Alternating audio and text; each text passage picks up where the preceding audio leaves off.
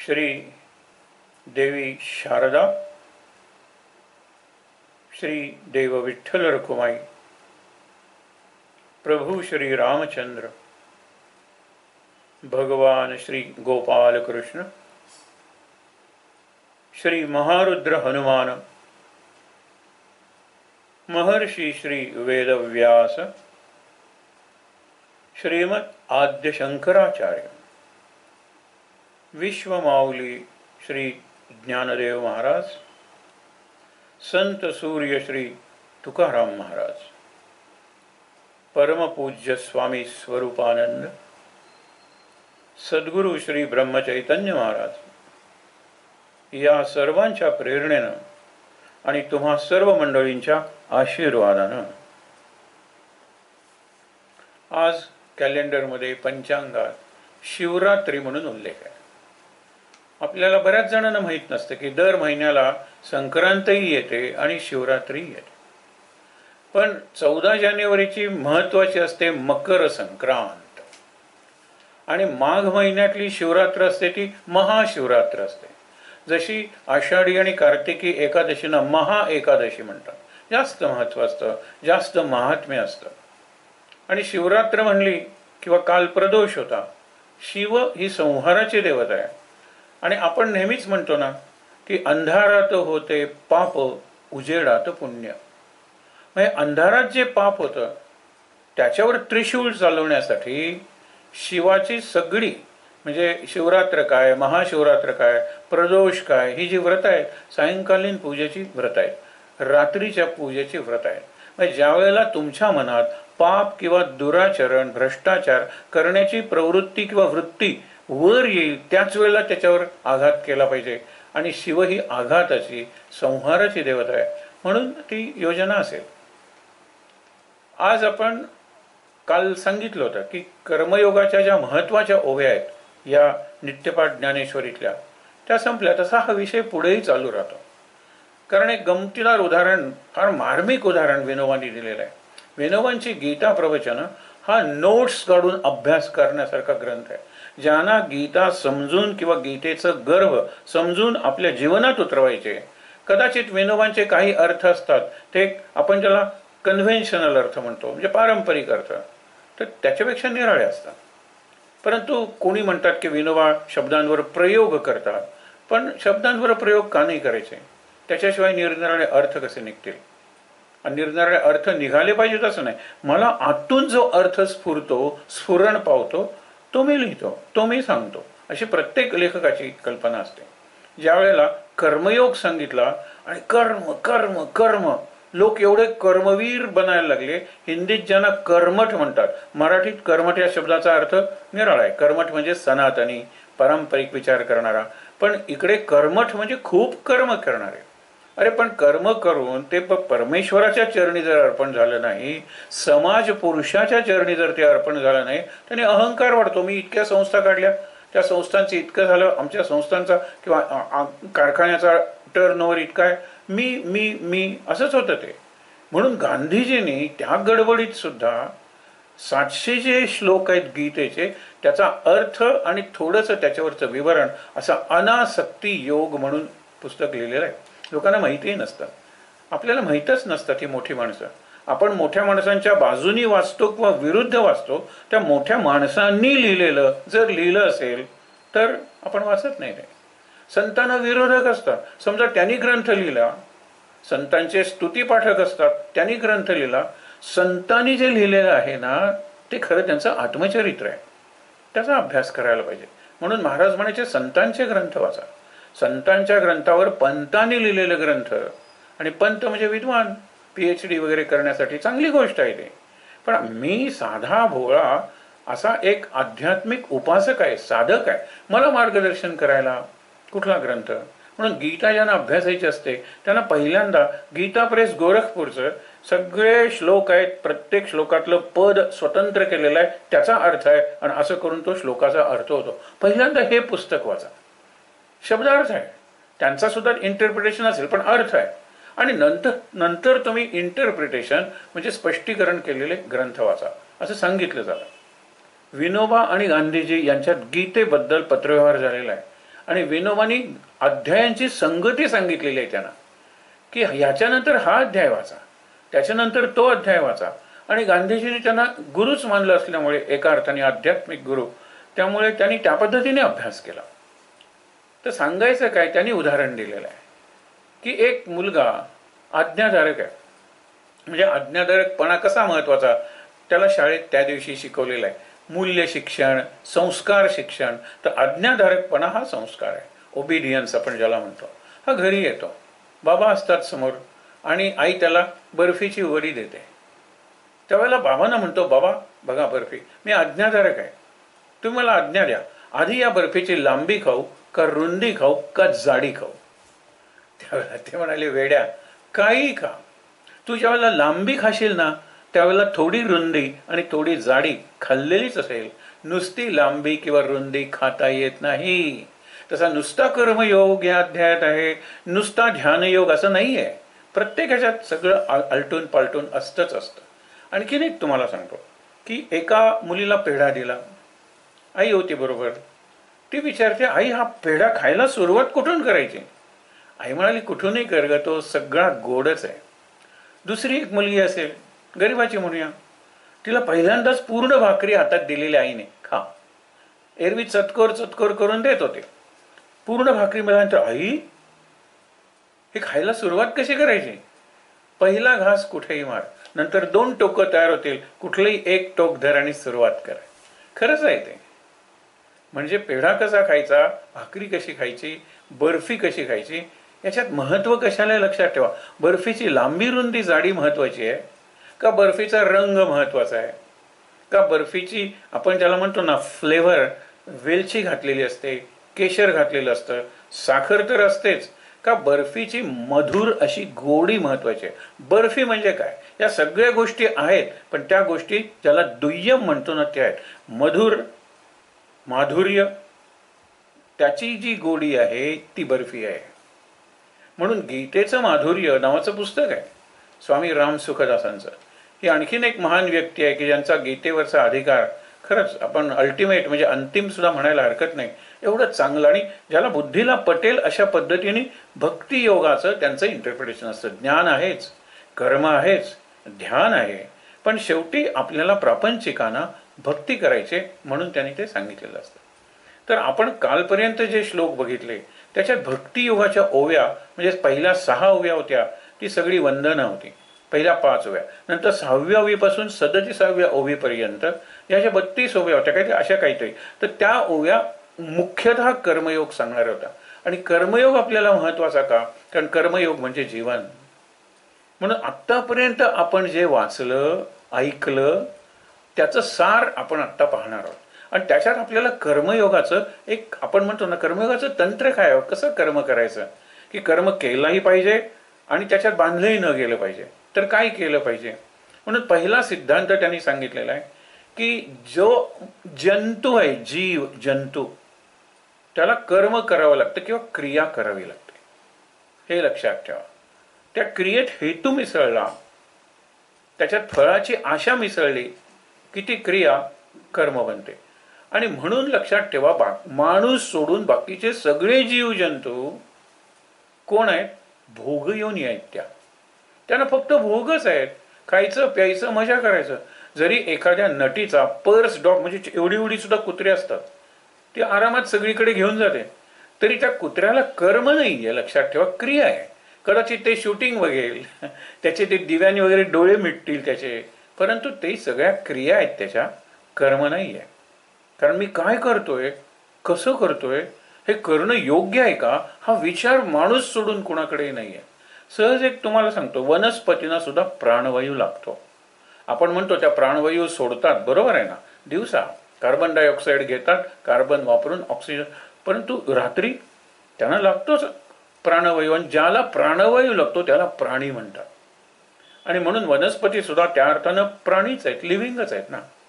आणखीन एक विचार आपण पाहिला होता की माणूस सोडून बाकी सगळे जे जिवंत सजीव असे आहेत, धरून वनस्पती, त्या सगळ्यांना फक्त जगणं आहे, लिव्हिंग, किंवा तगणं आहे. तगणं म्हणजे सर्व्हायव्हल, जिवंत. गांडूळ सुद्धा बघा, इकडे थांब, अडवल तिकडे जाईल, तिकडे जाईल. जगण्यासाठी प्रत्येक जण जो जीव आहे तो प्रयत्न करत असतो. हा पहिला सिद्धांत. माणूस जगणं ठीक आहे ना, जगायला तर पाहिजेच ना, पण माझ्या जीवनाला काहीतरी तत्व नकोत का? माझ्या जीवनाला काही मूल्य नकोत का?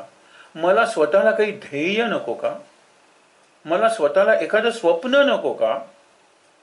मी माणूस आहे, याला जीवन म्हणतात. जगणं इज लिव्हिंग. आज माणसाचं स्टँडर्ड ऑफ लिव्हिंग वाढलंय आपण म्हणतो, पण स्टँडर्ड ऑफ लाईफ वाढलंय का? सुधारलंय का खाली गेली मूल्य वगैरे? आपलं स्टँडर्ड ऑफ लाईफ हे गेलेलं आहे, कमी झालेलं आहे. स्टँडर्ड ऑफ लिव्हिंग वाढलेलं आहे. ती गोष्ट वाईट नाही आहे. स्टँडर्ड ऑफ लिव्हिंग वाढवा ना. चांगली घरं घ्या, चांगल्या गाड्या, चांगली फर्निचर, सगळं चांगलं चांगलं चांगलं करा ना. पण जीवनाला काही मूल्य आहे का? तुम्ही तुमच्या संपत्तीतला काही वाटा इतरांना देता का? शक्य असेल त्यावेळेला प्रत्यक्ष किंवा अप्रत्यक्ष सेवा करता का दुसऱ्याची? बघा ना, या गोष्टी महत्त्वाच्या आहेत. आणि त्या जर नसतील तर फक्त जगतोय आपण. आणि याला हा दुसरा एक कर्माचा सिद्धांत आहे. माणूस कर्म करतो फक्त जगण्यासाठी, पैसा मिळवण्यासाठी, प्रसिद्धीसाठी, आणि देह लोलूप होऊन, किंवा ज्याला जिव्हा लौल्य म्हणतात, जिव्हेचे चोचले आणि देहाच्या मागण्या, भोग, याच्यासाठीच जगतोय का मी? हा प्रश्न आहे. ज्याच्यावर उठलं पाहिजे तर त्याला जीवन म्हणतात. माणसाला आहे संस्कृती, माणसाला आहे भाषा, माणसाला आहे. आणि भाषेमुळे किती निरनिराळ्या गोष्टी मानवाने मिळवलेल्या आहे. भाषेच्या बाबतीत एक सुंदर वाक्य आहे की लँग्वेज इज द ओनली, लक्षात ठेवा, मीडियम मेड बाय मॅन और a tool made by man that has educated it's maker. आपण पैसा हे एक टूल तयार केलं, माध्यम, पण पैशाचे गुलाम झालेलो आहोत आपण. आपण निरनिराळी यंत्र केले, पण त्या यंत्रावर आपण एवढे अवलंबून आहोत की रविवारी जर इलेक्ट्रिसिटी नसेल तर रविवारी सकाळचे मेनू बदलतात, कारण मिक्सर चालणार नाहीये. विचार करा, वॉशिंग मशीन त्यावेळेला चालणार नाहीये, आणि बाहेरूनच जेवण आणून मागूया किंवा बाहेर जेवायला जाऊया, या कारण बऱ्याच गोष्टी विजेवर अवलंबून असतात. एकदम काही झालं की आपण इतके अवलंबून आहोत. आणि अवलंबून आहे तो माणूस स्वतंत्र नाहीये, लक्षात ठेवा. अवलंबून आहे तो माणूस मुक्त नाहीये. आणि माणसाच्या जीवनाचं सर्वोच्च, परमोच्च, अंतिम ध्येय मुक्ती हे आहे. कशातून मुक्ती? हे उत्तर देतात, जन्म मरणाच्या चक्रातून मुक्ती. हे फार दूरचं उत्तर आहे. कोण जन्म आणि मरण आणि पुनर्जन्म वगैरे बरेच जण मानतही नाहीत. अरे पण मुक्ती हा क्षणोक्षणीचा विषय. आपण उदाहरण बघितलं होतं मागे. शाळेत येताना मुलं रडत, आई नको ग, काही जण हातपाय आपटत वगैरे येतात, निदान सुरुवातीला तरी. इंटरव्हलमध्ये हो करत बाहेर पडतात, आपण बघितलं ना. शाळा सुटल्यानंतर तो हो जरा वरच्या पट्टीत असं हो. पण आणखीनही बघितलं होतं, शनिवारी तर आणखीन जोरात असतो तो हो. आणि जर एखादी गणपतीची किंवा दिवाळीची सुट्टी असेल तर हो हो हो चालूच राहतं ते. कारण का? सुट्टी आहे ती. सुट्टी म्हणजे सुटका, म्हणजे मुक्ती. डिलिव्हरी, आपण ज्या बाळंतपणाला शब्द वापरतो त्या डिलिव्हरीचा डिक्शनरीतला अर्थ मुक्ती आहे, मोक्ष आहे. म्हणून मोक्ष म्हणजे काय? पुन्हा या जन्मात येऊ नका, पुन्हा या पृथ्वीवर येऊ नका. इतकं का तुम्ही द्वेष करता या पृथ्वीचा, या जगण्यावर? आपण म्हणतो ना आयुष्यावर शतदा प्रेम करावे. अरे करूया ना, पण प्रेम करण्यासारखं आयुष्य जगलं पाहिजे. कोणाच्याही आयुष्यावर त्यांनी शतदा प्रेम करावे म्हणजे काही नाही. या जन्मी भोगलं, पुरलं नाहीये, देवा पुन्हा जन्म घाल, देवा पुन्हा जन्म घाल. ऋषींनी सांगितलेलं आहे की पुन्हा येणारच नाही जन्माला. 84 लक्ष योनी सांगितलेल्या आहेत. निरनिराळ्या स्पीशीज ज्याला म्हणतात त्याच्यानंतर मानव जन्म येतो. हे का सांगितले? मानव जन्म इतका मौल्यवान आहे. परत तू जर दुसऱ्या योनीत अडकलास तुझ्या कर्मामुळे तर पुन्हा ते सगळं जाऊन, आपण उदाहरण बघितलं होतं ना त्या भिंतीचं, त्याच्यात एकच छोटं दार आहे. आणि जर त्यावेळेला करतात ते अंधार आहे, त्यातून वाट काढली पाहिजे. तो असं चाचपडत जातो. आणि ज्या वेळेला दार येतं त्यावेळेला त्याला दुसराच विचार मनात येतो, आंधळा माणूस कसा चालतोय बघूया, किंवा पाठ वगैरे खाजवतो, आणि तेवढ्यात ते दार निघून जातं. म्हणजे पुन्हा त्याला एवढं सगळं केलं पाहिजे. म्हणून 84 लक्ष योनी नंतरचा नरजन्म, या नरजन्मातच मुक्तीची शक्यता आहे. मुक्ती शक्य आहे माणसाला. म्हणून पुराणातले वगैरे शाप सुद्धा कसे आहेत की मानव जन्म घ्यावा लागेल, पृथ्वीवर जन्म घ्यावा लागेल, 3 मानव जन्म घ्यावे लागतील, असे तर शाप देतातच. पण या शापाच्या पोटात मुक्तीचं वरदान आहे, लक्षात ठेवा. कुत्रा म्हणून जन्माला आलास, काही नाही, कुत्रा म्हणूनच राहशील ना. आणि कुत्रा काही पापही करत नाही, पुण्यही करत नाही. कुत्र्यानंतर पुढची योनी कुठली? लोक प्रश्न विचारतात, बऱ्याच प्रश्नांना उत्तर असतात नसतात. हा केवळ श्रद्धेचा भाग नाही, हा समजून घेण्याचा भाग आहे. पण समजून घेतलं पाहिजे. कशासाठी? कारण त्याचा अंतिम जो संदेश आहे, चांगलं वागा, चांगला माणूस बना, माणुसकी असलेला माणूस बना. हे काय, याच्यात काय वाईट आहे? मानवता हा एकमेव धर्म पाळा, सगळ्यांवर प्रेम करा, सगळ्यांची सेवा करा, सगळ्यांसाठी थोडा त्याग करा. हे काय वाईट आहे? आणि त्याच्यासाठी उरलेला जन्म वापरा. आत्ता तुम्हाला कळतंय जन्म मृत्यूतून आपल्याला सुटायचंय. जन्म असू दे, मृत्यू, जन्मानंतर पुन्हा जन्म, नको, विचारच नको करायला. म्हणून मुक्तीचा संदेश दिलेला आहे की आता उरलेलं आयुष्य आहे किती माहित नाही, आता या क्षणापासून चांगलं वागण्याचा संकल्प कर. याच्यात काय वाईट आहे? याच्यात काही वाईट नाही आहे. म्हणून पहिल्यांदा आपण बघितलं की माणसालाच फक्त कर्म करता येतं, आणि कर्म चांगलं आणि वाईट दोन्ही असल्यामुळे ज्याला पाप आणि पुण्य म्हणतात, माणूसच पाप आणि पुण्य करतो. आपण एक उल्लेख केलेला होता की कविता आहे वॉल्ट व्हिटमनची ॲनिमल्स म्हणून. त्याच्यात तो काय म्हणतो, तुम्ही कधी एखाद्या गाईला किंवा बैलाला गुडघे टेकून आकाशाकडे तोंड करून प्रार्थना करताना बघितलंय? गुडघे टेकून का? कारण बऱ्याचशा प्रार्थना संप्रदायात गुडघे टेकून प्रार्थना करतात, नीलिंग डाऊन, आपण साष्टांग नमस्कार घालतो. बघितलंय का तुम्ही? नाही. कारण का? ते पापच करत नाहीत. ते पाप का करत नाहीत? कारण ते पुण्यही करू शकत नाहीत, त्या भोगयोनी आहेत. पण माणूस पापही करू शकतो आणि पुण्यही करू शकतो. पुण्य चांगलं आहे हे माणसाला माहीत असूनही तो पाप का करतो, हा प्रश्न अर्जुनाने विचारलेला आहे. पण विषय तो निराळा, नंतर कधीतरी येईल संदर्भ, त्यावेळेला बघूया. की मला माहित आहे पुण्य चांगलं आहे. दुर्योधनाचं उत्तर आहे, नाही, मला माहित आहे धर्म काय आहे, पण मी तिकडे जाऊ शकत नाही. मला माहित आहे अधर्म काय आहे, पण तिकडून मी परत येऊ शकत नाही. कृष्णा, मला काही सत्य असत्य वगैरे कळत नाही असं वाटतं का? पण सत्याकडे मी जाऊ शकत नाही, असत्याकडून मी परत येऊ शकत नाही. आपल्या बऱ्याच जणांची परिस्थिती अशी आहे, चांगलं काय वाईट काय हे आपल्याला बऱ्यापैकी कळतं, पण चांगल्याकडे न जाता वाईटाकडे कळत न कळत एखादा अजगर जसा ओढतो ना त्याच्या सावजाला तोंडात, तसे आपण जात असतो. आपल्यातला दुर्योधन जास्त शक्तिमान म्हणतो ना, पॉवरफुल, तसा आहे. तर ठीक आहे, ज्या वेळेला आपण आत्ता विचार केला की मानव जन्म घ्यावा लागेल, याचाच अर्थ तुला मुक्त होता येईल या शापातून. अनेक शाप आहेत. आत्ता शापांच्या कथा नकोत, पण आपल्याला भक्तीच्या वेळेला संधी मिळणार आहे. पुढे तर कितीतरी अवतार वगैरेंच्या गोष्टी आपल्याला सांगता येतील. पण हे लक्षात ठेवा, त्याच्यानंतर कर्म माणसाला करावंच लागतं. कर्माची चतुसूत्री आपण बघितली की कर्म करण्याचाच तुला अधिकार आहे आणि कर्म तुला करावंच लागतं. हे पहिला. फळावर तुझा अधिकार नाहीच आहे, कारण कर्म कोण करतं? व्यष्टी म्हणजे व्यक्ती. आणि फळ कोण देतं? समष्टी. एक शिक्षक शिकवतो, पण 40 मुलं परीक्षा देतात की नाही? 40 मुलं हा समाज आहे. एखादा माणूस बाग लावतो, पण बागेतली फळं बाजारात जाऊन विकत असेल आणि ते जर म्हणले अरे याच्यात कीड पडलेली आहे, तर ती फळं विकलीच जाणार नाही आहेत. गंमत बघा. म्हणजे व्यष्टी कष्ट करते, कर्म करते, पण त्याचं फळ मिळतं ते समष्टीकडून मिळतं, सृष्टीकडून मिळतं. आता इतकी चांगली पिकं येतात, पण एकदम गारांचा पाऊस पडतो, मोठं मोठं वादळ आलं सगळं. आता तर नवीन टोळधाड आपण बघितलेली आहे. पिकाच्या पिकाने शेताच्या शेत उद्ध्वस्त होतात ना. पण पीक कोण देणार आहे मला? समष्टी देणार आहे. कष्ट मी करणार आहे. आणि टोळ वगैरे त्या समष्टी आणि सृष्टीचा भाग आहे. समष्टी म्हणजे समाज माणसांचा, आणि सृष्टी म्हणजे निसर्ग सर्वांचा. त्याच्यावर फळ अवलंबून आहे. कुठलंही फळ बघा, असं काही नाही आहे. फक्त मी नाम घेतो, आनंदात आहे, आज जातोय. आतल्या प्रवासातली अंतरंगीची उपासना हा आपला विषय आता इथून पुढे असणारच आहे. तिथे मात्र भक्तीलाच म्हणलेलं स्वयं फलरूपा. भक्ती आहे कशी? भक्ती करून आणखीन तू काय मागणार आहेस? सांग बरं. एक निराळ्या संदर्भात उदाहरण सांगतो तुम्हाला की भक्ती जी आहे ती आपण म्हणतो की भक्ती करा, नाम घ्या. महाराज म्हणतात नामाच्या बदल्यात काही मागू नका, नाम घ्या. आपण काय करतो बऱ्याच वेळेला ही चूक करतो. खलील जिब्रान नावाचा, खलील जिब्रान नाही, ओमर खय्याम. खलील जिब्रान निराळ्या पद्धत, ओमर खय्याम निराळा. ओमर खय्यामाने आपल्याला तत्वज्ञान काय दिलं की दारू प्या, मस्तपैकी नशेत राहा, loaf of bread and a peg of drink, आणि ती सर्व करायला साकी. उठ साकी दे भरोनी वारुणीचा एक प्याला. हे उमर खय्यामचं साकी साकी म्हणजे ती स्त्रीच असली पाहिजे असं नाही, बारमध्ये काम करणारा. उठ रे आणि मला दारूचा पेला भरून दे.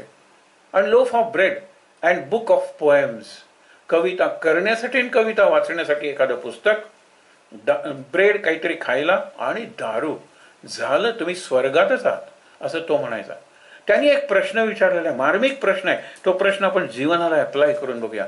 तो म्हणतो माणसं सगळं विकतात हे मला पटतं, शरीर सुद्धा विकतात. काही स्त्रिया किंवा आपण गुलाम असू तर मी माझं शरीर काय, माझं जीवन तुला विकलेलं आहे. बरोबर, माणसं दूध विकतात, माणसं निरनिराळे. पण माणसं दारू विकतात हे मला कळत नाही. कारण मी दूध विकून जे पैसे येतो त्या माझ्या मुलाची फी भरून त्याचं शिक्षण होतं, माझ्या शेतात धान्य येतं ते विकत करून मी माझ्या मुलीचं लग्न करतो. पण दारू विकून जे पैसे येतात त्यातून दारूपेक्षा जास्त मूल्यवान काय घेता तुम्ही, हे तत्वज्ञान आहे त्याचं. दारूपेक्षा प्रेशस काय आहे जगात, अमृत सुद्धा नाहीये. मग दारू विकता कशाला, आहे तुमच्याकडे तर पीत राहा ना. दारू पिऊन जे पैसे येतात त्याच्या दारूपेक्षा जास्त मूल्यवान तुम्ही काय घेता विकत हेच मला कळत नाहीये. आता हा आपल्या जीवनाला लावायचा. आपण आत्मा विकून देहासाठी भोग निर्माण करतो किंवा भोग विकत घेतो. भ्रष्टाचार म्हणजे काय, आत्मा विकणंच आहे की. कळतंय मला की हे मी चुकीचं करतोय म्हणून. आज सध्या सुद्धा आपण बॉर्डर सील केल्या वगैरे सगळी राज्य म्हणतात, तरी ट्रॅफिक चालूच आहे. कारण बॉर्डरवर जे आहेत तिथले अधिकारी ते पैसे घेऊन आत सोडतात. मुद्दा काय आहे की ज्या वेळेला मी माझा सोल विकतो, आत्मा आणि कॉन्शियन्स म्हणजे सदसद विवेक मी विकतो, आणि त्याच्या बदल्यात काय घेतो तर रंगीत फर्निचर, रंगीत टीव्ही किंवा मोठ्या स्क्रीनचा टीव्ही त्याच्या बदल्यात घेतो. काय मी सोल विकतो, आत्मा विकतो, माझा कॉन्शियन्स सदसद विवेक विकतो आणि भ्रष्टाचार करतो. आणि भ्रष्टाचाराने आलेल्या सत्तेत आणि संपत्तीनं मी सगळं जग फिरतो, देहाचे सगळे उपभोग घेतो, समाजात एक खोटं स्थान निर्माण करतो. विचार करा तुम्ही, विकलंय काय, आत्मा विकलाय. आत्मा विकलाय याची जाणीव भ्रष्टाचार करणाऱ्याला असतेच. हे चुकीचं करतोय मी, हे मी इल्लिगल करतोय, म्हणजे हे बेकायदेशीर मी करतोय, हे अनैतिक करतोय, अनएथिकल, हे मी इमॉरल म्हणजे अत्यंत अनैतिक करतोय, याची जाणीव त्याला असते ना. कॉपी करणाऱ्याला सुद्धा आपण कॉपी करतोय हे चूक आहे म्हणूनच तो सुपरवायझर लक्ष तिकडे असताना करतो ना कॉपी. त्याला माहित आहे, पिते दूध डोळे मिटून जात मांजराची, मनी चोरट्याला भीती आहे, हीच भीती आहे. पण आपण अक्षरशः आत्मा विकून देहाचे भोग खरेदी करतो. हा विचार केला पाहिजे. देहाचे भोग मिळाले नाही तरी चालतील, पण मी आत्मा विकणार नाही. अशी माणसं आहेत का, अपवादात्मक का होईना आहेत, म्हणून देश आणि जग चाललेला आहे. हा एक महत्वाचा विचार लक्षात ठेवा याच्या बाबतीत. म्हणून कर्म करणंच तुझ्या अधिकारात आहे आणि कर्म तुला करावंच लागेल. पहिली गोष्ट, कर्माचं फळ तुझ्या अधिकारात नाहीच आहे, पण फळ तुला स्वीकारावंच लागेल. तिसरं, कर्माला हेतू कशाला देतोस रे, कर्म कर ना. ईश्वरार्पण एक फार सुंदर आपण बघितलं होतं की कर्म करण्यापूर्वी हे मी कुणासाठी करतोय, हे मी देवासाठी करतोय, हे मी माझ्या आई वडिलांसाठी करतोय, हे मी माझ्या गुरुजींसाठी करतोय, हे मी माझ्या देशासाठी समाजासाठी करतोय, किंवा हे मी ज्ञान पुढे जावं म्हणून करतोय. CERN नावाचा जो एक प्रयोग सुरू आहे, त्याला कुठेही जागा दिलेली नाही, पण काही देशांच्या सरहद्दीवर तो प्रयोग चालू आहे, ज्याला गॉड पार्टिकल म्हणतात, बोसॉन. की पहिलं काय निर्माण झालं त्याच्यापासूनही निर्माण झालं. विज्ञानाची म्हणून एक थिअरी आहे, त्याच्यात एवढ्या प्रचंड वेगाने आपटले जातात ते ॲटम्स का काय, आणि त्यातून जी शक्ती, तो पहिला पार्टिकल. गेल्या वेळेला त्यांनी प्रयोग केला होता, त्यावेळेला काही याच्यावरून काही तासच हे फक्त जग उरलेलं आहे. कारण हा जो प्रयोग आहे याचे रिझल्ट कागदावर काढलेले आहेत, याच्या आधी असा प्रयोग झालेला नाही आहे. ॲटम बॉम्बपेक्षा प्रचंड शक्ती आहे, सगळीकडे धरणीकंप होतील. ज्यांना प्रॉफिट्स ऑफ डूम म्हणतात, की फक्त भय निर्माण करायचं, पॉझिटिव्ह काही करायचंच नाही, त्याच्यात आशावादी काही नाही. तो याच्यात आपल्या भारतातल्या कितीतरी लोक आहेत, तरुण, आणि त्याच्यात मुली सुद्धा आहेत जास्त संख्येनं. हे सांगण्यासारख्या अभिमानाने मोठा प्रयोग चालू आहे. तो एकदा त्यांचा प्रयोग फसला, अजून चालूच आहे, तो प्रयोग होणारच आहे. हे सगळे आपण करतो प्रयोग, हे कोणासाठी करतो याचं उत्तर मिळालं तर मदर्थ हा पहिला आहे. माझ्यासाठी करतो. मदर्थ भगवान सांगतोय, किंवा तदर्थ त्या ब्रह्मासाठी, त्या परमेश्वरासाठी मी करतोय. मदर्थ माझ्यासाठी तू करतोयस अर्जुना, हे युद्ध माझ्यासाठी म्हणून कर ना. किंवा तदर्थ तो जो परमेश्वर आहे त्याच्यासाठी करतोय. पहिल्यांदा कर्म करण्यापूर्वी एवढंच ठरवा मी कुणासाठी करतोय, आणि उत्तर देवासाठी, सद्गुरूंसाठी, देशासाठी, मानव जातीसाठी ही चांगली उत्तर आहेत. मद अर्थ. आता कर्म करायला लागलो तर कर्म करताना काल आपण बघितलं ना, माझी या मोहरा, म्हणजे माझ्याकडे चेहरा करून face to face with myself, माझ्याकडे तुझं तोंड असलं पाहिजे कर्म करताना. त्याला मतपरायण हा शब्द आहे. मत म्हणजे मी, किंवा तत्पर आणि तत्परायण हे विचार करा. झाल्यानंतर आता मदर्पण, मला अर्पण करायचं. कृष्णार्पण वस्तू आपण म्हणतो ना, तदर्पण. तदर्पण ही नंतरची अवस्था. करण्यापूर्वी मदर्थ, चालू असताना मतपर. मत म्हणजे लोकांचा गैरसमज होईल म्हणून मत म्हणजे कृष्ण भगवान, माझ्यासाठी कर्म कर. मदर्थ, माझ्याकडे तोंड करून कर्म कर म्हणून आपण म्हणतो ना, हातात काम मुखात नाम, मनात राम आणि चित्तात आत्माराम. हे जे आपण म्हणतो ना त्याचं तेच आहे. आपलं तोंड कुठे? रामाकडे आहे. मग मी काही करत असेन, लाटत असेन, कपडे धुत असेन, काही करत असेन, तोंड रामाकडे. आणि महाराजांनी सांगितलंच आहे सगळ्या सद्गुरूंनी की अरे तू कपडे धुतोस ना, त्या कपड्यातही तोच आहे, त्या साबणातही तोच आहे, पाण्यातही तोच आहे, ज्या दगडावर कपडे आपटतोस किंवा वॉशिंग, सगळ्यात तो आहे रे. म्हणजे मी आहे तो सांगतो. मग तुझं तोंड कुठेही असलं ना तरी ते माझ्याचकडे असतं, पण तू तिसरा विचार करत असतो काम करताना, म्हणून तुला मी समोर असून दिसत नाही, समोर असून दिसत नाही. आणि शेवटी मदर्पण, मला अर्पण कर. हा कर्मयोगाचा सगळ्यात चांगला सिद्धांत आहे. राजविद्या राजगुह्य जसं म्हणतात ना, योगातली सिक्रेट काय आणि सगळ्यात श्रेष्ठ योग काय? हा अर्पण योग आहे. करताना आधी देवासाठी करतोय, देवाकडे तोंड करून करतोय, देवाचं स्मरण करत करतोय आणि देवाला अर्पण करतोय. तो मुक्तच आहे, तो कर्म करता करता मुक्त आहे. लक्षात ठेवा, हे मुक्तीचं, मी त्याला बंधन लागणारच नाहीये. कारण आधी करण्यापूर्वी देवाचा विचार आहे, करताना देवाचा विचार आहे, आणि केल्यानंतर देवाला अर्पण केलेलं आहे. आपण नैवेद्य दाखवतो, आपणच खातो ना, हे लक्षात ठेवा. पण अर्पण करण्याची जी भावना आहे, तेन त्यक्तेन भुंजीत, हा म्हणजे त्यागातून भोग, हा फक्त भारतीय संस्कृतीला कळू शकतो. त्यांचं काय तत्व आहे? You cannot eat the cake and have it too. तुम्हाला केक खायचा असेल तर केक उरणार नाहीये, संपणार आहे, आणि केक ठेवायचा असेल तर तो खाता येणार नाहीये. इतकं सोपं त्यांचं तत्वज्ञान आहे. आपण काय म्हणतो की केकच्या स्लायसेस मी वाटल्या सगळ्यांना, आणि इतक्यात कोणतरी आला, अरे ही तुला धरा, मला काही उरलेलं नाहीये. पण प्रत्येक जण सांगेल की त्यांनी सगळ्यांना केक्स दिले. अगदी येणारा जो कोण होता, काहीतरी काम करायला पत्ता विचारायचा, त्याला सुद्धा दिला. हा उरला केक. लक्षात ठेवा, मी त्यागातून भोग घेतलेला आहे. पण ज्या वेळेला हे मी करतो त्यावेळेला कुणीतरी, माझाच एखादा मित्र, माझी एखादी मुलगी किंवा कुणीतरी, त्याच्या स्लाइस मधली अर्धी, मग ती त्याच्या स्लाइस मधली अर्धी, असं करत मला 1.5-2 स्लाइसेस मिळतात. पण मी शेवटच्या स्लाइस पर्यंत वाटलेलं आहे. तेन त्यक्तेन, त्यागातून भोग ह्या भुंजीत. हे कर्माचे सुंदर लक्षण आहे. त्याग करायला शिकलं पाहिजे. कर्माच्या फळाचा त्याग करायचा म्हणजे काय? आसक्तीचा त्याग करायचा. फळ मिळेल की नाही, मला अपेक्षित आहे तसं मिळेल की नाही, आणि मला अपेक्षित आहे तेवढ्या काळात मिळेल की नाही, ही सगळी आस आहे. आस म्हणजे आसक्ती एका अर्थाने.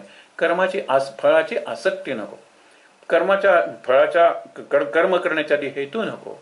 आणि मग इतकंच जर आहे ना तर मी कर्म करूच कशाला, फळ काही नाही. अरे फळ नाही कोणी सांगितलं, फळ बरंच आहे ना. नाहीतर खून करायचा आणि सांगायचं कृष्णार्पणमस्तु, याचं जे काही फळ वगैरे जे पाप वगैरे नाही. कृष्ण म्हणेल मला अर्पण केलास ठीक आहे, पण त्याचे जे भोग आहे ते तुला भोगावं लागेल. फक्त भोगताना मी तुला आनंदाने भोगायची काहीतरी एक संधी देईन किंवा काहीतरी शिकवेन, कारण तू मला अर्पण केलेलं आहेस. काही अर्पण करता येतो. एक म्हातारी आजी आहे कोकणात, तिला काही नाही, काम शिकलेली नाही आहे, घरातली सगळी कामं, म्हणजे सगळ्यात लवकर उठणं आणि ते जळण घालून पाणी तापवणं लोकांसाठी, आणि सगळ्यांची खरकटी वगैरे रात्री, कारण मातीची जमीन असायची ना, शेणाने सारवायचे, स्वतः जेवण करायचे, आणि मग तो गोळा बागेत टाकायचा. कीर्तनकार आलेले असतात, सुंदर कीर्तन सांगतात. एक जण म्हणाले काय त्यांनी आज एवढं महत्वाचं सांगितलं म्हणून तो आनंदात आहे. तिने सांगितलं काही करू नका, जे काम कराल ना ते कृष्णाला अर्पण करा, कृष्णार्पणमस्तु. ती म्हणाली ठीक आहे. सकाळी चुलीत घालत कृष्णार्पणमस्तु, पाणी ठेवलं कृष्णार्पणमस्तु, स्वयंपाक केला कृष्णार्पणमस्तु, आणि रात्री सगळं केल्यानंतर शेणाचा गोळा सुद्धा कृष्णार्पणमस्तु बागेत जे टाकायचा तो कृष्णाने स्वीकारला ना. ही कर्मयोगिनी आहे, कारण ती कर्म फक्त त्या कुटुंबासाठी करते, स्वतःसाठी जगण्यासाठी करते. आणि व्हायला काय लागलं की कुठल्याही मंदिरात बघा की देवाच्या याला दर्शन घेण्यासाठी असे बार्स असतात, बाकीचं दार बंद केलं तरी देवाचं दर्शन घेता येतं. रात्री तो पुजारी बंद करतो आणि दुसऱ्या दिवशी त्यांना मुखात लोणी घालण्याच्या तिथे बघतो तर शेणाचा गोळा येऊन पडलेला आहे. हे काय आक्रीत आहे. तो काही लोकांना म्हणतो बघा सगळं बंद केलेलं आहे तिकडे आहे, उद्या मी घेई नवनीत वगैरे गोळा बघतो तर शेणाचा गोळा आहे. तरुण म्हणतात आम्ही बघतो रात्री बंद केलेला आहे ना, हा कोण येऊन तिथे आत कसं जात होतं. म्हणून त्यांनी बघितलं तर एक मिसाईल जसं येतं ना, फेकलेला बाण कागदाचा वगैरे, तसा तो घेतोय. आणि तरुणांनी शोध घेतला तिचा आणि त्या बाईला सांगितलं की तू हे काय करतेस. ती म्हणाली मला सांगितलं की सगळ्या गोष्टी कृष्णार्पणमस्तु. नाही नाही, हे करू नको, तो कृष्ण स्वीकारायला लागलाय, तो माखन चोर शेण चोर झालेला आहे तुझ्यासाठी. ती म्हणाली मला माहित नव्हता, कृष्णा माफ कर, इथून पुढे तो गोळा मात्र टाकताना मी कृष्णार्पणमस्तु म्हणणार नाही. पण बाकी सगळं कृष्णार्पणमस्तु होतं.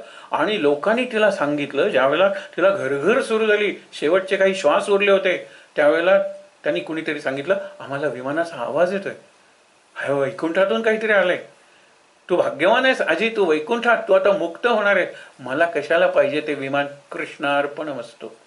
आणि ज्या वेळेला तिने हे म्हणलं त्यावेळेला कृष्णाचं जे मंदिर आहे त्याचा जो कळस आहे ना तो मोडून पडला आणि त्याच क्षणी ही मेली. जिथे हे उदाहरण वाचलं विनोबांच्या याच्यात आहे, ते सांगतात की अजूनही त्या गावात ते जे कृष्णाचं, आता ह्याला कित्येक वर्षापूर्वी सांगितलेलं आहे, आत्ताचं माहीत नाही, त्या मंदिराचा तुटलेला कळस तसाच ठेवलेला आहे. कारण ही कहाणी सांगितली जाते तिथे की मला कशाला ते वैकुंठ वगैरे पाहिजे, कृष्णार्पणमस्तु. मला कृष्ण कशाला पाहिजे, कृष्णार्पणमस्तु. ही गोपींची शेट आहे. म्हणून यथा व्रजगोपिका नाम म्हणलेलं आहे. भक्तीचे आचार्य किंवा भक्तीचे महर्षी देवर्षी नारद आपण म्हणतो, त्यांनी खूप लक्षणं सांगितली भक्तीचे. म्हणते किती सांगू, गोपी गोकुळातल्या आदर्श भक्त, सर्वोच्च भक्त, सर्वोत्तम, सर्वोत्कृष्ट, सुप्रीम, त्यांच्या वर आणि कोणी नाही. त्यांचं जीवन बघा.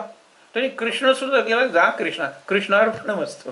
किती सोपं आहे, पण किती अवघड आहे हे. ऐकायला सोपं आहे.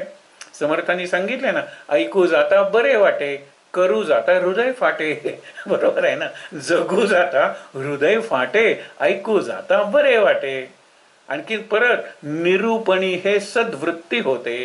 आता आपल्यापैकी अनेकांना वाटत असेल, काय वाटत असेल की आता नाम मात्र घ्यायचा, आता बरं झालं चातुर्मास येतोय, ही येणारी एकादशी, संकल्प. निरूपणी हे सद्वृत्ती होते, स्थल त्याग होता, सवेची जाते. बाहेर गेल्यानंतर वारा लागला की जे संकल्प सद्वृत्ती आहे. आणि समर्थांनी सांगितलंय, म्हणजे त्यांचेच हे अनुभव आहेत. तर आम्ही काय किडूक मिडूक, लोक विचारतात त्याचा उपयोग काय, समर्थांना विचार ना, किती लोक यातून सुधारतील. कृष्णाला विचार ना, त्यांनी प्रमाणच सांगितले गीतेत. किती जण ऐकतात, किती जणांना कळतं, किती जणांना पटतं, किती जण करायचे ठरवतात, किती जण मार्गावर येतात, किती जण मार्गावर स्थिर होतात, आणि किती जण पोचतात. लाख लाख लाख लाख लाख लाख, कोटी कोटी म्हणा, त्यातला एखादा माझ्यापर्यंत पोचतो. हे प्रमाण जर कृष्णाने सांगितलंय, आपण कोण, पण सांगत राहायचं. कारण जे माझ्याकडे आहे लोकांना देण्यासारखं ते मी द्यायचं. मला श्रवण करता येतं. हल्ली लोक, तुम्हाला सांगतो, आपल्याला ऑडियन्स मिळत नाही. लहान मुलीला सांगितलं की ऐकतो बाबा, नंतर येते, ऐकायला नाही तयार कोणी. बाबा ऐका माझं, बाबांना जर काम असेल तर ती हात धरणार, बाबांचं शर्ट ओढणार, ऐका माझं, ऐका माझं. ऐकवायला सगळे तयार आहेत, ऐकायला कोणीही तयार नाहीये. ही श्रवणाची शोकांतिका आहे. म्हणजे तुम्ही इतके तळमळून सांगताय पण आम्ही ऐकतच नाही ना, आम्ही नाही बदलणार. तसं नाही आहे. म्हणून कर्माचं पुढचं लक्षण बघा. ही जे चार आपण बघत होतो ना, कर्म करण्याचाच तुझा अधिकार आहे, फळावर तुझा अधिकार नाहीये. म्हणून आसक्ती नको, हेतू नको, कुठल्या विशिष्ट हेतूनी करू नको. नामासाठी नाम घे ना, नाम घेऊन हे म्हणजे काय, कामधेनूच्या बदल्यात गाढव घेण्यासारखं आहे. असू दे. पुढचा एक मुद्दा काय आहे की 5 घटक सांगितलेले आहेत गीतेत. आपण हे सगळं बघितलंय, नवीन नाही आहे. एखादं उदाहरण नाही, नंतर कितीतरी उदाहरणच आपण नवीन बघणार आहोत. आज नवीन ओवी कदाचित घेणार नाही आहोत, कारण इथे एक महत्वाचा भाग संपतो 36व्याचा आणि दुसरा भाग सुरू होतो. काही कर्माचे यातील आणखीन 1-2 ओव्या, नंतर ज्ञानाचा विषय सुरू होतो. आता स्थितप्रज्ञाच्या 1-2-3 ओव्या येतील, ते आपण उद्या बघणार आहोत. पण हे लक्षात ठेवा, ज्या वेळेला 5 घटक कुठले आहेत. पहिलं अधिष्ठान. अधिष्ठानचा एक अर्थ आहे आपण म्हणतो ना पाया, स्थळ, स्थान, आणि त्याला उदाहरणही दिलं होतं. आत्ता मी बोलतोय त्याचं अधिष्ठान काय आहे, तर नाभीपासून सुरू होणारी वाणी, इकडे तयार होणारे शब्द, आणि मेंदूनी त्या शब्दातून अर्थ निर्माण करून तोंडातून बाहेर काढणं. हे सगळं हे अधिष्ठानच आहे. मेंदू हा पार्ट ऑफ अधिष्ठान. माझी सगळं हे ॲपरेटस, स्पीच ॲपरेटस म्हणतो ना, बोलण्याचे हे सगळं उपकरण आहे, सगळी यंत्रणा आहे, अधिष्ठान आहे. गायकाचं ते अधिष्ठान असेल, वादक असतो त्याचं वाद्य वगैरे हे अधिष्ठान आहे. अधिष्ठान. त्याच्यानंतर कर्ता. कर्त्याचे पुढे विषय खूप मोठा आहे. तामस करता, राजस करता, सात्विक करता आहेत ना, पण तो नंतर विचार, नकोच करायला आत्ता. करता झाल्यानंतर करण. करण म्हणजे काय, साधन. कुठलीही गोष्ट, आता माझा देह हे साधन आहे ना, मी शब्द वगैरे वापरतोय, शब्द साधन आहे, माध्यम आहे. त्यातून अर्थ तुमच्यापर्यंत पोचतोय, त्यातून भाव तुमच्यापर्यंत पोचतोय, भावार्थ पोचतोय. कारण का, की शब्द हे माध्यम आहे. तुम्हाला समजणारे शब्द मी वापरतोय, आपल्याला समजणाऱ्या भाषेत मी बोलतोय. ही सगळी करण म्हणजे साधन आहे. त्याच्यानंतर चेष्टा, प्रयत्न. मला जर कळते की हे उदाहरण तुम्हाला कळलेलं नाही आहे, दुसरं उदाहरण देऊया. बट हे कळलं, हे जरा जास्त आवडले, या प्रकारचं आणखीन एक देऊया, म्हणजे ते वज्रलेप होईल, कायमचं लक्षात राहील. हे पृथक विधा चेष्टा. चेष्टा म्हणजे प्रयत्न. आणि शेवटी दैवम चैवात्र पंचमम, पाचवा घटक दैव, म्हणजे आपण ज्याला प्रारब्ध आहे ते म्हणूया. प्रारब्धाच्या चौकटीतच कर्म घडतात आणि फळं मिळतात. त्याला भोग म्हणतो आपण, पण कर्म हे बीज आहे आणि त्या बीजाचं फळ. म्हणून जे ज्योतिष सांगतात उद्या काय होईल, परवा काय, त्याला फलच ज्योतिष म्हणतात. फळ काय आहे, या वर्षीच्या पावसाळ्यात किती पाऊस पडेल. म्हणून पंचांग आल्यानंतर शुद्ध प्रतिपदेला, पाडव्याला ते पंचांग वाचण्याचा विधी असतो. आणि तो वाचताना इतकं आहे, यावर्षी हे होईल, त्यावर्षी ते होईल, या सगळ्या गोष्टी असतात. म्हणून आपण बघा, दैवम चैवात्र पंचमम. कोणीही, मला नाही वाटत की कोरोना नावाचा विषाणू येईल आणि तो सगळ्या जगाची अर्थव्यवस्था आणि सगळं जगाचं जीवन लॉकडाऊन शक्य नाही. ज्यावेळेला वुहान लॉकडाऊन केलं त्यावेळेला एका अत्यंत मुक्त विचाराच्या आमच्या मित्रांनी काय वाद घातला, तो हे बंद करतो, गाव बंद करतो, त्याला काय अधिकार आहे, पण चायनामध्ये काही घडेल वगैरे वगैरे. आणि नंतर जगच बंद करायचा पाळी आली ना. विचार करा, हे कुणी प्रेडिक्ट केलं होतं? नाही प्रेडिक्ट होत. हे घडतात गोष्टी, पण हे प्रारब्ध होतं. हे त्या कोरोनाचं प्रारब्ध होतं, इतक्या शरीरात जायचं. अनेकांचं होतं की ह्यांनी मरायचं, बाकीच्यांचं होतं की ह्यांनी एफेक्ट व्हायचं, म्हणजे त्यांनी प्रभावित व्हायचं आणि बरं व्हायचं. सगळ्या राष्ट्रात हे बंद, ते बंद, हे उघडूया, क्रमाक्रमाने संख्या वाढेल. हे सगळं जगाचं प्रारब्ध आहे. आकार धारण केल्याने जगाने, मग त्याला प्रारब्ध आहे. करोनाने आकार धारण केलं ना, त्याला प्रारब्ध आहे. आज ना उद्या आपल्याला लस सापडेल आणि आपण त्याला पूर्णपणे हद्दपार सुद्धा करू शकू. त्याचं म्हणून एक काळ आहे, त्याचं म्हणून किती राज्य असेल, किती दिवस, कुणाला माहित आहे. म्हणून आपण कायम तयार राहायचं. आणि मी हे करत नाहीये, हे माझ्याकडून करवलं जात आहे म्हणतो तो चिंता, भय आणि ताण या तीन गोष्टींच्या पलीकडे असतो. राम करतोय, महाराज करतायत, साईबाबा करतायत, स्वामी समर्थ करतायत, माझ्याकडून करून घेत आहेत. जसं माईक हे इन्स्ट्रुमेंट आहे, मी वापरतो, तसं हा माईक ते वापरतायत, माझे गुरु वापरतायत. अशी जर भावना असेल ना, तर गुरु बघून घेतील ना. मग मी कशाला घाबरू, मला कुठली चिंता.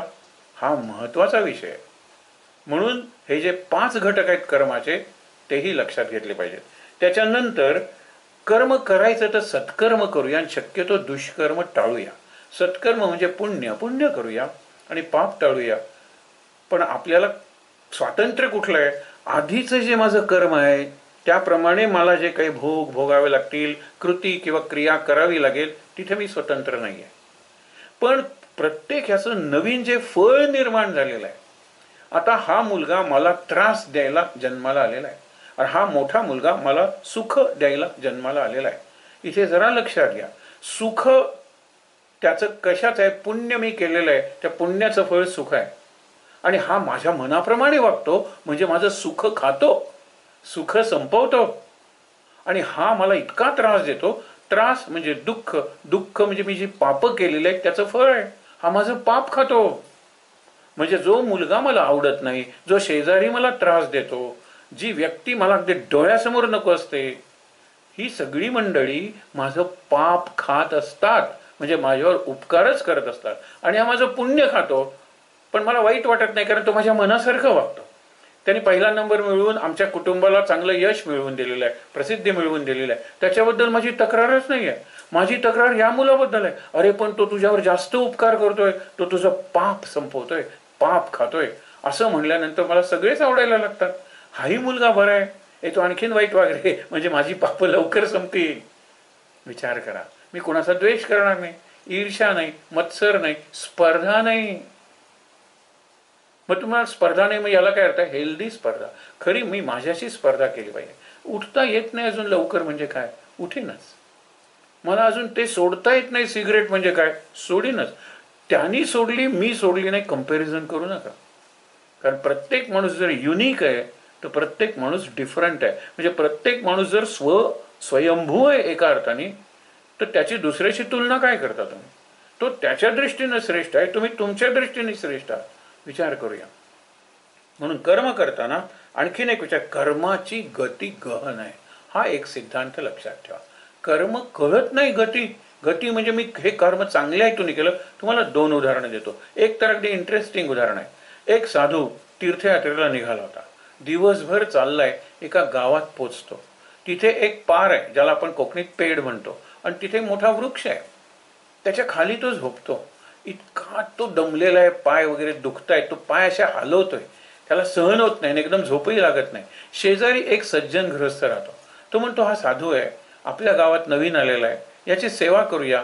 म्हणून तो तेल आणतो आणि त्याच्या पायाला ते तेल लावून मसाज करतो. त्याला ते त्यावेळेला बरं वाटतं.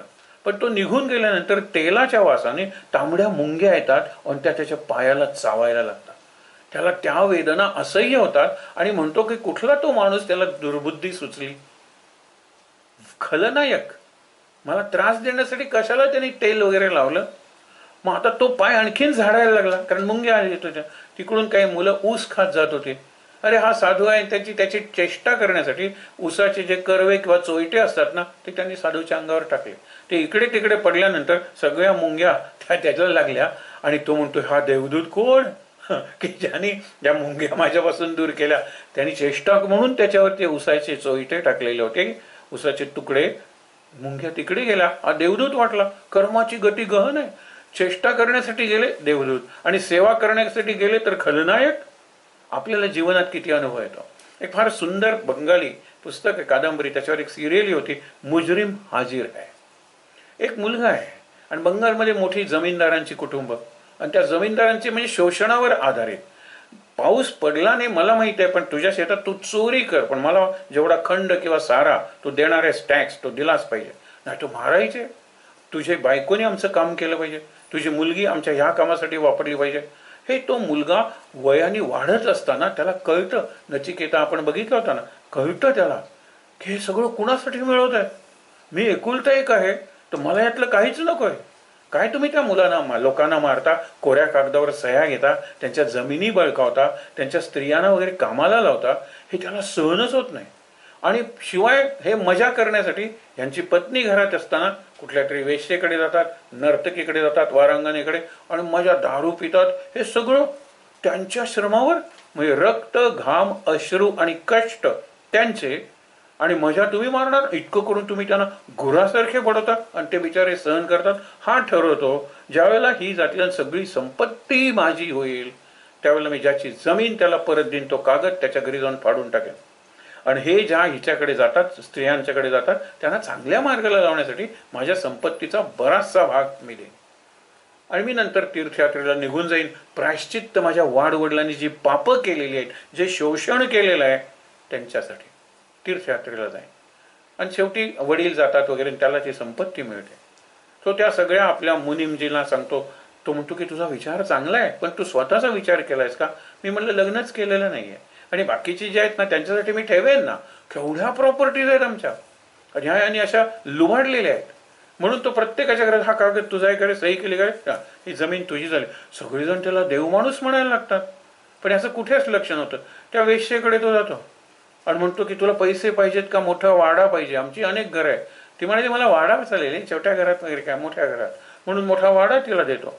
असं प्रत्येकाला काही ना काहीतरी पैसे देतो. कुणाला दुकान असतात ते देतो, शेतं देतो, वाडे आपले असतात, निरनिराळी घरं मोठी वाटून टाकतो, आणि शांतपणे हिमालयात तपश्चर्यासाठी जातो.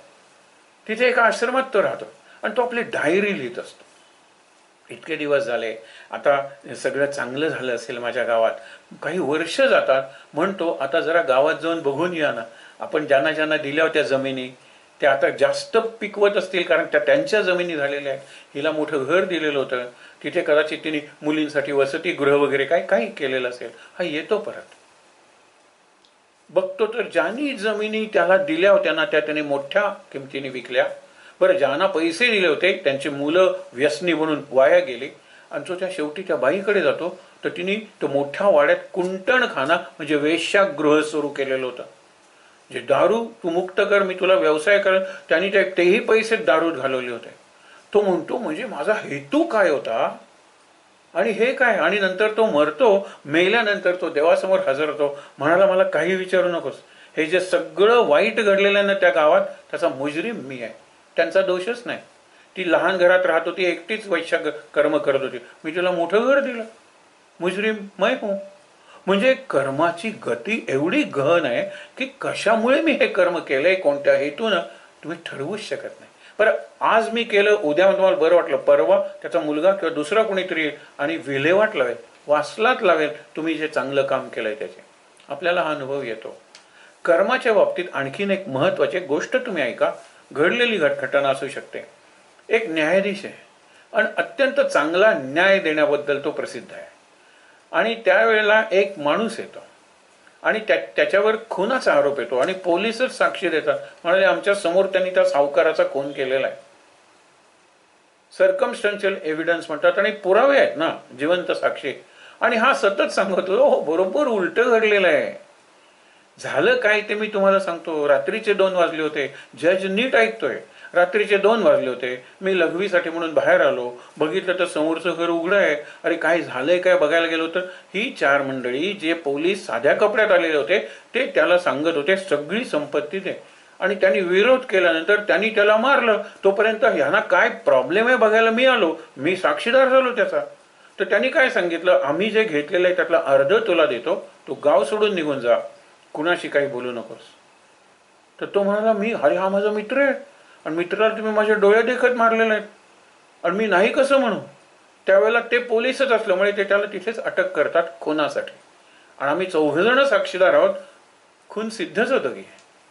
तो म्हणतो ही परिस्थिती, मी तुम्हाला वस्तुस्थिती सांगितली, पण जर असेल याची काही शिक्षा तर मी भोगायला तयार आहे, पण मी गुन्हा केलेलाच नाहीये.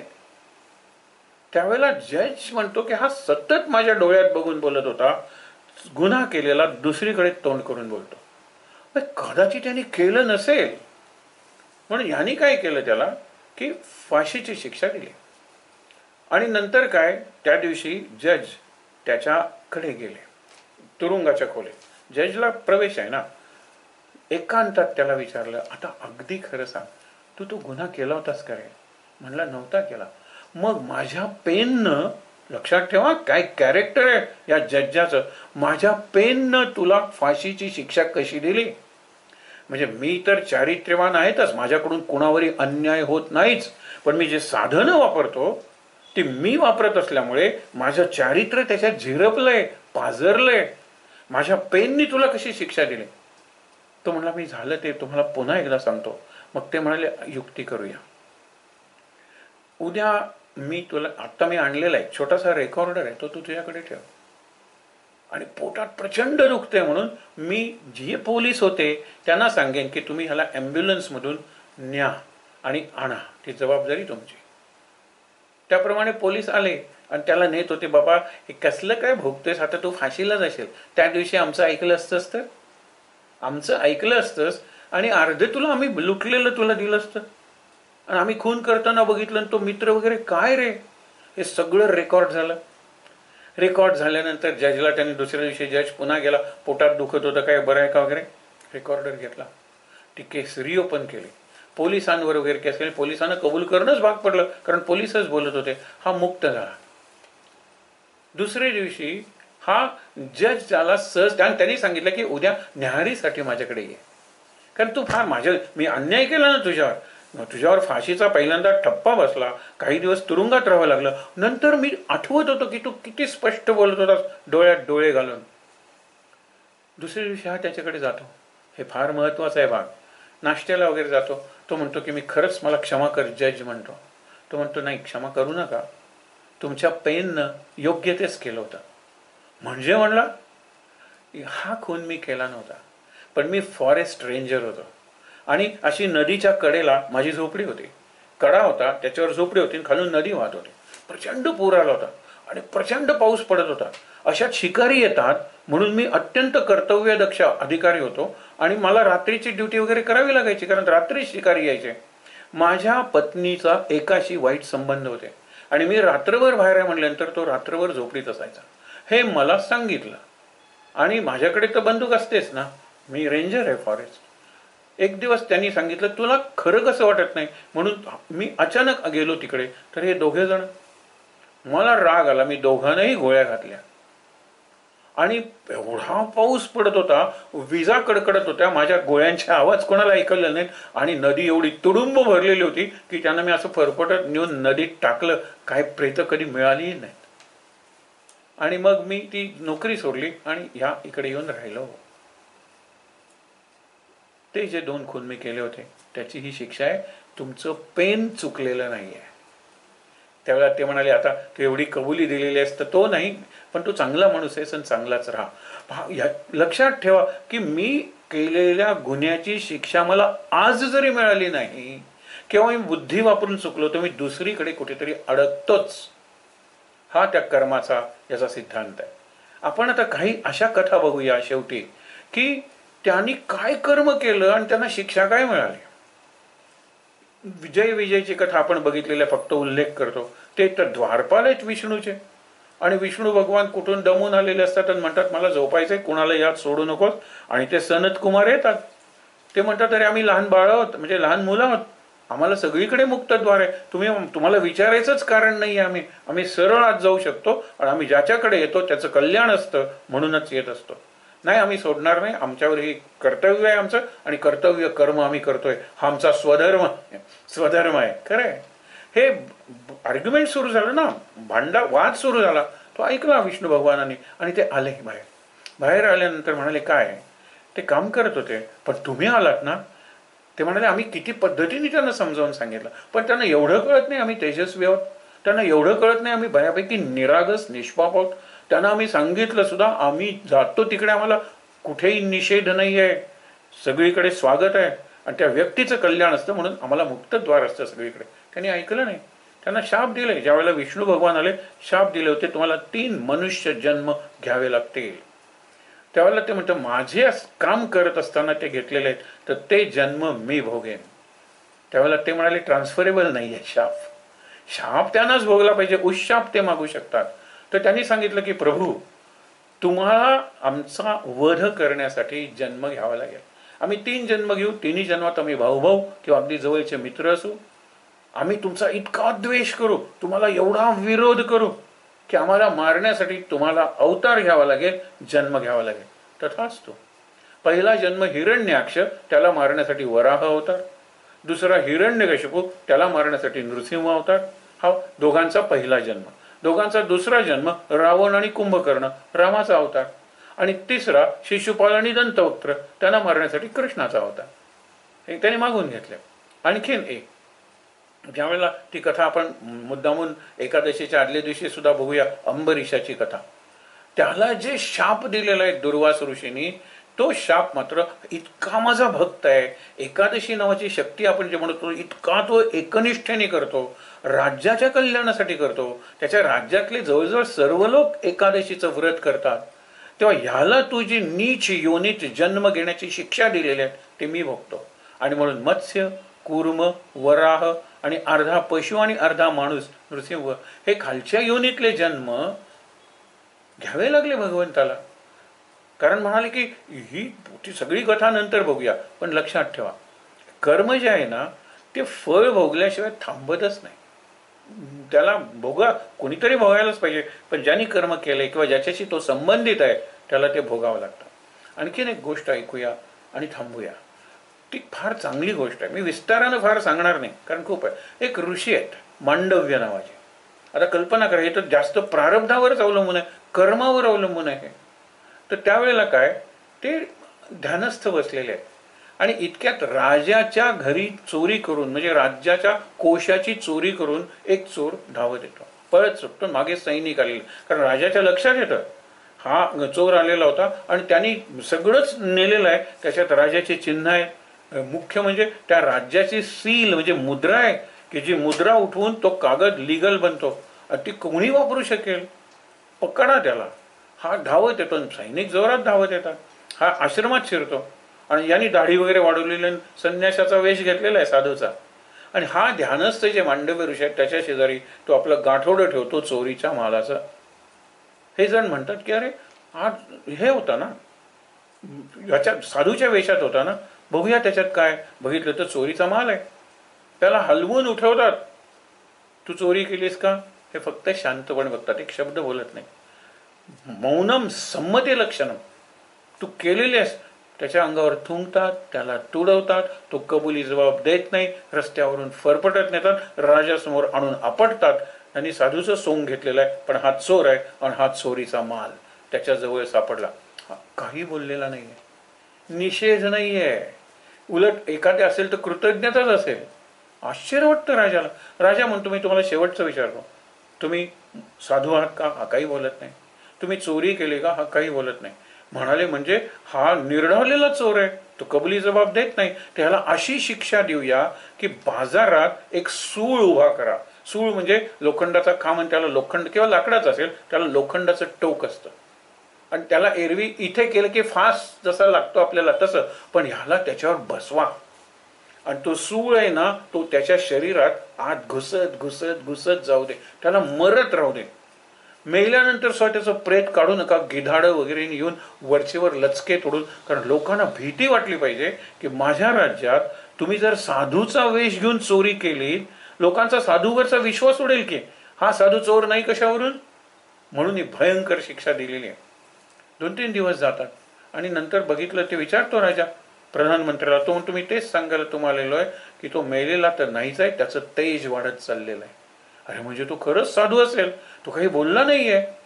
आणा आणा त्याला, मिरवणुकीने आणा, मी क्षमा मागतो.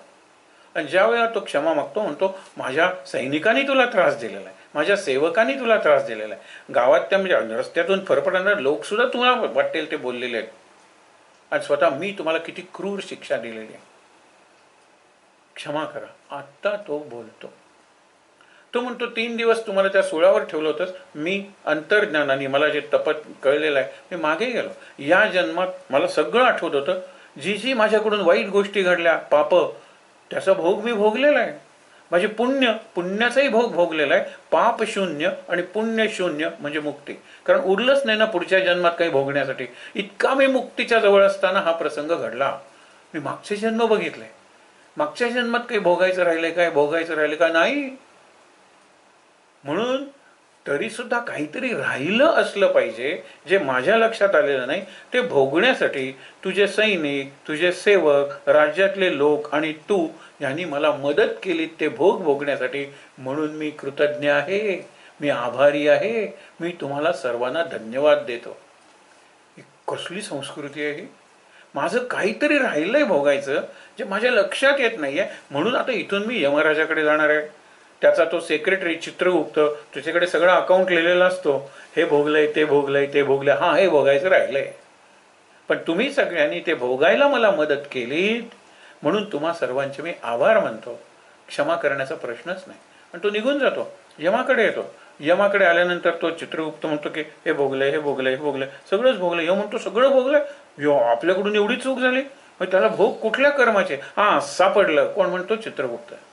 म्हणाला लहानपणी तू एका फुलपाखराला पकडलं होतंस, एक काटा घेतलास आणि तो त्याच्या पोटातून खुपसला होतास. आणि प्रारब्धाच्या याचा नियम आहे, eye for an eye, tooth for tooth. तू त्याच्या पोटातून घातला होतास, हा तुझ्या शरीरात घुसत राहिला. तो काटा होता, इथे सूळ होता, अणी म्हणतात त्याला. अणी म्हणजे ते टोक होतं. तो म्हणाला की काय वय होतं माझं त्यावेळेला? तो म्हणाला 3-1 वर्ष असेल. म्हणजे मला कळत होतं का पाप पुण्य? अबोध होतो ना मी, अबोध. कदाचित माझा तो खेळही असेल, त्याला त्रास होईल मला कळतही नव्हतं. मी त्याला पकडलं, काटा घेतला, हे केलं, ते तडफडत असेल, मला तोही खेळ वाटला असेल. पण माझ्यातून ते पाप घडलेलं आहे. अबोध अवस्थेत घडलेल्या पापाचं फळ किंवा शिक्षा जे काय असेल ते अबोध अवस्थेत म्हणजे झोपेत द्यायची असते, स्वप्नात द्यायची असते. बऱ्याच वेळेला आपल्याला सुद्धा आपण पलंगावरून पडलो, आपल्याला कड्यावरून कोणीतरी ढकलून देतंय, आपण ट्रॅफिक जाममध्ये अडकलोय, पेपर आपला चुकलेला आहे, रिझल्टच्या यादीत आपलं नाव नाही आहे, आपण इंटरव्ह्यूला येणारच म्हणून पण यादीत आपलं नाव नाही आहे, असली दरिद्री आपल्याला जी स्वप्न पडतात, अंगाला घाम येतो, उठल्यानंतर बापरे हे स्वप्न होतं. त्या सगळ्या शिक्षा आहेत या आपल्याकडून लहानपणी काय जी कर्म घडलेली असेल अबोध अवस्थेत घडलेल्या पाप आणि पुण्याचं. कारण त्यावेळेला कळत नाही पाप आणि पुण्य, पण ते त्याला त्रास झालेला आहे ना, फुलपाखराला त्या जीवाला माझ्याकडून त्रास झालेला आहे, इजा झालेली आहे, ते भोगायला पाहिजे. त्यावेळेला तो म्हणतो की आमच्याकडून चूक झाली. चुकीला क्षमा नाही. प्रारब्धाच्या सिद्धांतात 3 जन्म तुम्हाला मानवाचे घ्यावे लागतील. इथून पुढे उद्या सुरू करूया. आहे त्या ठिकाणी जरा ताठ, शांत. कर्माची